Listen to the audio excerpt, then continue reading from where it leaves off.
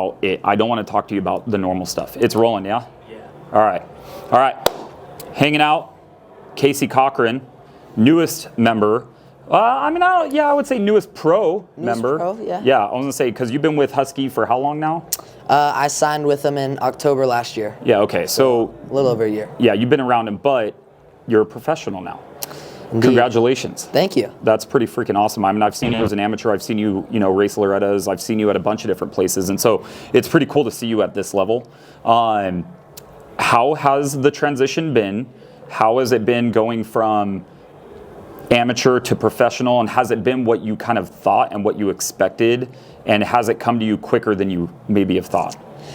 So yeah, I dabbled in those two last pro nationals last year, those few pro races. So I got my feet wet a little bit and see what we were working with, and I had a messed up shoulder, so I didn't get the results I wanted. Didn't really feel comfortable out there, but it really just opened my eyes a little bit to realizing the difference between amateur and pro racing. It's so much more intense when you get out there on the pro level compared to amateur racing. Because I mean, if you're out front in an amateur race, like you can kind of like lay it back a little bit, don't have to send it too hard. But those pro guys, they're wide open every lap. So it is like, that was the biggest thing, is it's so much more intense than you would think, and that was the biggest learning thing. And I definitely took that into Ironman, and I felt better on the bike and a lot more comfortable out there. Just had some dumb crashes and first turn pileups that ruined that weekend. But no, it's been a decent step so far, and I'm super excited to move into Supercross. I'm more of a Supercross guy. I enjoy it better. So what's funny is a lot of people that I've talked to is they it's not that they don't like Supercross more, but it's harder for them to kind of get into that mode of, I'm going to start racing Supercross, because it's gnarly. I've never ridden a Supercross track. I'm a vet rider, happy vet rider, but I've never had to do that. And so was it the first time that you got on the KTM or the Husky track here? I keep calling it the KTM track because I'm so used to, I was at the KTM track on Monday. But was it something that, like, when you got on it, you're like, okay, it came to you kind of fast, or was it like, all right, I'm going to kind of ease my way into it a little bit? How did that work for you? Yeah, so I've always been kind of a more slow, like methodical rider, like kind of just not super cindy and just like thinking about it more and just more like precise, I guess. So that's why I feel like Supercross meets my style of riding a little more, because you have to be more technical and more precise. It's not as much just sending it and grueling. Hope it can and be. Prayer. Right. Yeah. Like motocross, like you gotta have some balls. Yeah, you do. Yeah. It's the older I get, the more I respect moto, like outdoors. I don't know what it is. I love the glam and the glitz and all that stuff of Supercross, but like as you get older, you appreciate moto more.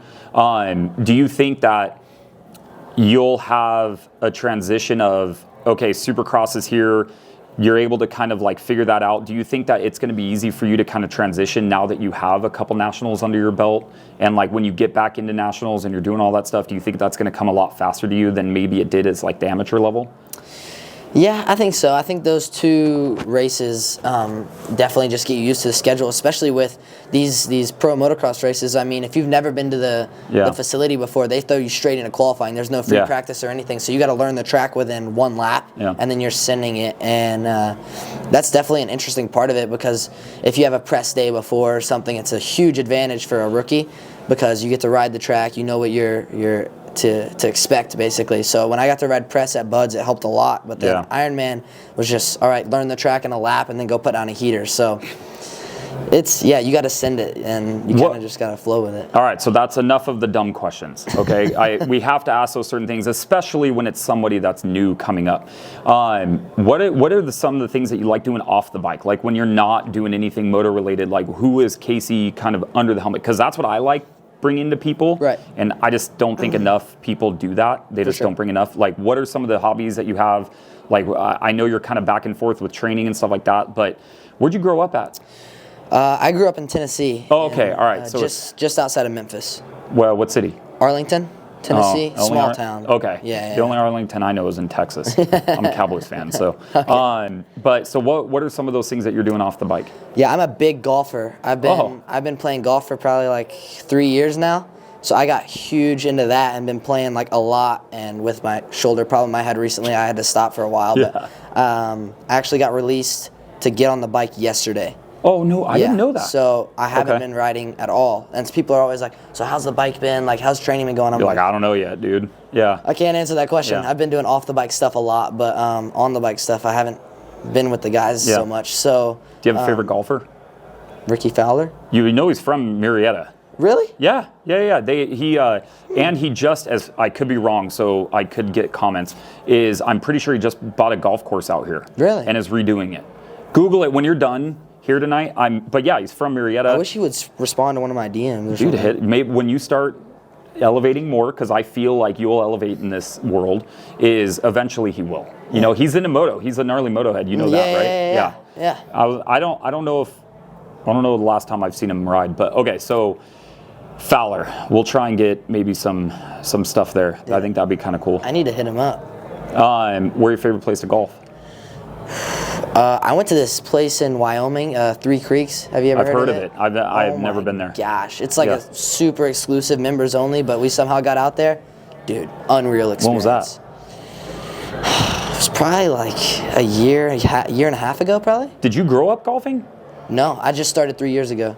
Just like in your off time, like when you're like not riding and stuff like that? Yeah, so a bunch. It was when like a bunch of moto guys started playing golf, so I kind of got into it. Tell me who. I started playing with like mechanics around the the place. Like my mechanic now, Grizz, Garrett, he plays golf, and then AP's mechanic, Wes, they play golf. So I play golf with those guys a lot, and they kind of got me into it. And I've actually started getting pretty good. What's your handicap? 8. I don't see. The thing 8. is, I sounded professional there. I have no idea what that means. It's like an 8.5, I think. Okay. Yeah, I've never broken 100. I know that. Okay. I shot 73. No shit. PB. Oh, okay. Straight up. I've never. So I go to golf for fun. Like, because like for me, riding is fun, you know, and so like when I go to golf, I go with friends or I go like whatever at buddies, it's for fun, you know, like, and so what's actually kind of cool is, have you ever been on the golf course and you've kind of read it like you're riding a dirt bike track a little bit? Like if you've had some hill ones or whatever, especially out here, like on the hills in Corona, Temecula, and here stuff like that. I've read like the sand traps as like jumps. Have you ever had that? Dude, happen? I've been out on a golf course before and been like, this would be sick to ride on a dirt bike. Like just like a sand bunker, like a sick burn. Yes, yeah. Deegan did it a while ago when he was in like Brian Deegan in his militia days. Yeah. It's kind of funny. I don't know if I feel like I have to explain Brian Deegan to you because you're so young, but. In my day, like he had a militia shoot where he did that. He burn blasted in a sand trap. But it's like it's really cool. Like I've seen it where I've actually had riders tell me this is every single golf course will make a sick dirt bike track. Yeah, for like sure. all the time. I agree.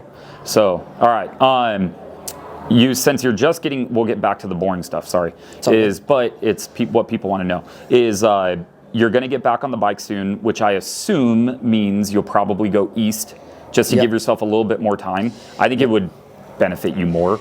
Yeah. Whether that's true or not, I don't know. But when you start getting a little bit closer to that, is it like one of those things where you just kind of get back into racer mode? Like, because you've raced most of your life. Mm-hmm. You know, is it something where you're like, okay, we're back in racer mode. You kind of forget everything that happened. And you're like, all right, now we're going to clock in and just start going.